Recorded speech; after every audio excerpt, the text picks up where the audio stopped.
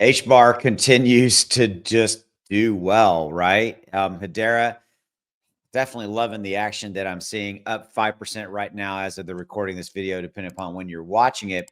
Obviously, this move is coming off of BitHum's listing announcement, a lot of other positive sentiment, but it's really, to me, yes, that's part of the narrative. But to me, the overall narrative is really how HBAR is doing compared to its peers. Its peers are just not doing as much. And you see Hedera continue just to do really, really well as an overall. Now, I think it's cooled a little bit in the context of kind of where it's been and coming back just a little bit. You can see if we look at the 7-day. Now, I mean, when I say cooling, it's not a dramatic number. You can see we've hit this this high right here of about 52 0.052. So basically 5 cents and change, if you will, to where we currently are as, excuse me, 5 cents and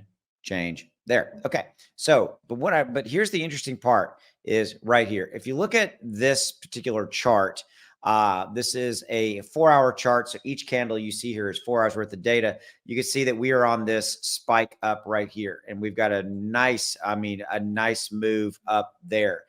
But HBAR looking really good. And by the way, point here I'm trying to make as far as HBAR goes, they are doing it outside of everybody else. That's what I love about what they're doing. They are crushing it right here. You can see it, and nobody else is really doing anything. So HBAR breaking the trend. I'll see you. Bye.